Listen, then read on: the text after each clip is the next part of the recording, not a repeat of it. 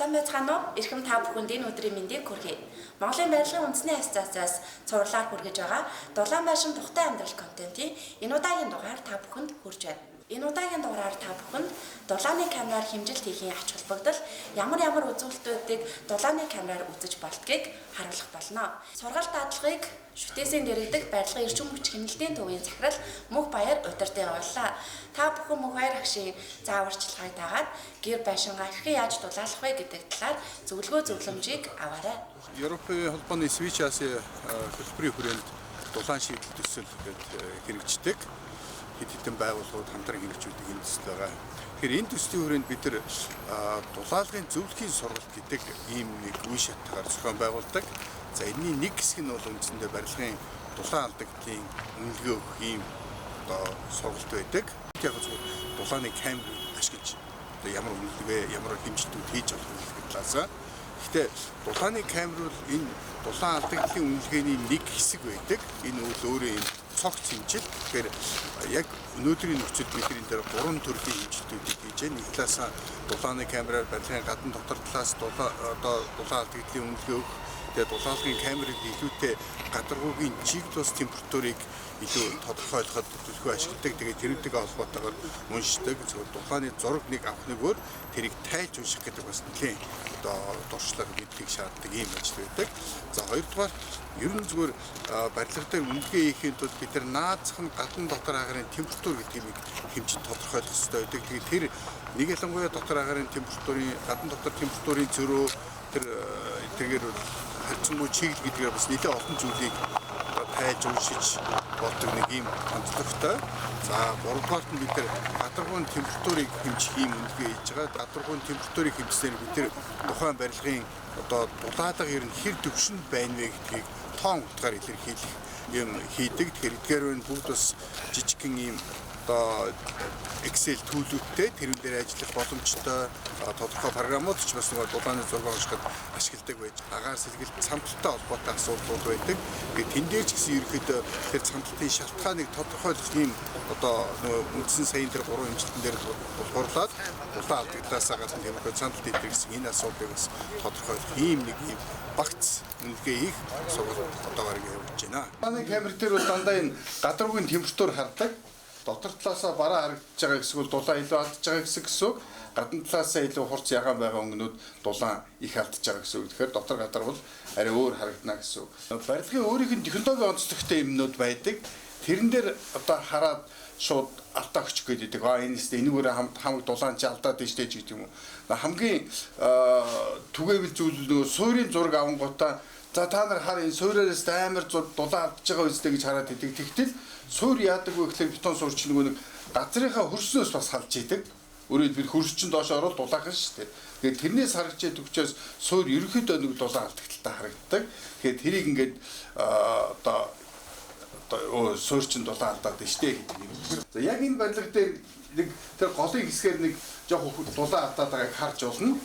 Тэгэхээр энэ бол нөгөө нэг металл хийцийн онцлог юм. Өөрөөр хэлбэл бид нар хоёр салангат хийцийг хооронд нь металлаар ингэж холбож хийсэн. Дулааны гүүр талаас аваад энэ муу зүйлэлт тэгтээ энэ хоёр шийдийг хооронд нь холбохын тулд хамгийн үр дүнтэй арга нь юу байсан бэ гэхээр металл холболт хийсэн. Дотор агарын температурыг хэмжиж байгаа. Тэгэхээр дотор агарын температур, дотор гадаргуун температур хоёрын хооронд хэр зөрөө байна? Дулаан алдаад байгаа хийц алдахгүй байгаа үндсэн ханы хийц хоёрын хооронд температурын зөрүү хэр их вэ? Үнэхээр их байх юм бол жишээ нь ийм шугамын хийцэн дээр бол нэг 3 градусаас дээш зөрүүнүүд хоорондоо байх юм бол тэнд бас нэг асуудал байна гэсэн үг. Тэрний дотор байгаад ялгаатай харагдаж байгаа энэ зөрүү хүлээн зөвшөөрөгдөх болохгүй залдаа гэсэн. Тэгэхээр яг ийм асуудлыг нөгөө нэг үнэлгээд камераар үнэлгээ хийж байгаад айгүй их гаргадаг. Гаднаас агаар орж ирж байгаа хоолой бол нэлээд хүйтэн байна. Тэгээ ерөн зүгээр энийг жоо үр дүнтэй байлга яг жишээ нь яг тэр гаднаас орж ирж байгаа хоолой дулаалах хэрэгтэй байхгүй юу?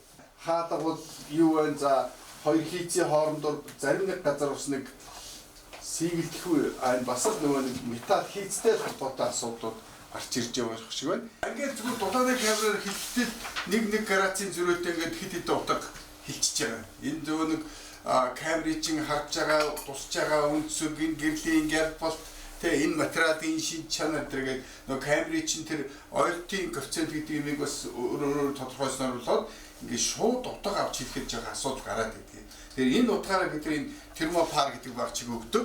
Тухайлбал юу гэдэг энэ бол яг каталогийн бодит температурыг хэмждэг. Тэгэхээр бид нар нөгөө наривчсан үнэлгээ хийхийн тулд бидэрт илүүтэй энэ юугаа яана энэ жоохон нөгөө нэг хүнээр бол хөдөлгөөн удаантай байдаг байхгүй юу? Тэр жоохон температурын докторчтол удаан одоо барих хэрэгтэй болдог. Гадны агарын температур, дотор агарын температур 21.3 байна.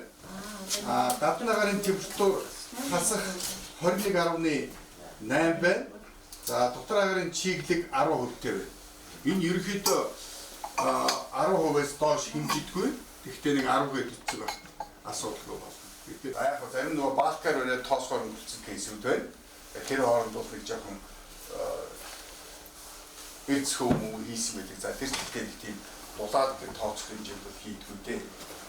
За мэдээж адрын хөндийг бол ер нь заавал харж явах хэрэгтэй. Энэ дээврийн дулаалагч чинь хамгийн хямд, хамгийн үр дүнтэй шийдэл байдаг учраас бид нар ихлээр хамгийн хямдхан тэр шийдийг л айц хамруулах хэрэгтэй.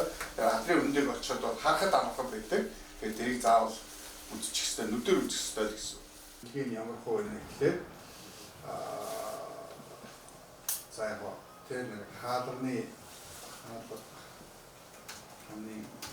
савлгасны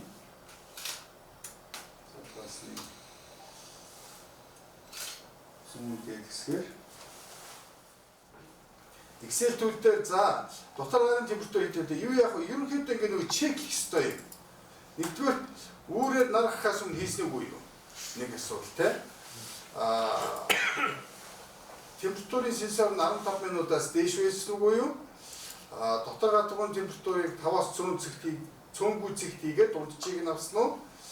За температурыг 1 цэгт 1 минутаас удаан байлгасан. Сенсор ч өөрөө жоохон удаан таньдаг учраас жоохон удаан байлгана гэсэн санаа.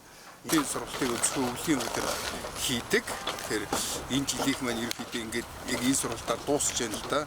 Дараа өглөөс бол боломж байгаа. Тэгэхээр зөвхөн манай биш манай энэ дулаан шийдэл төс рүү хандуул илүү үр дүнтэй болно гэдэг.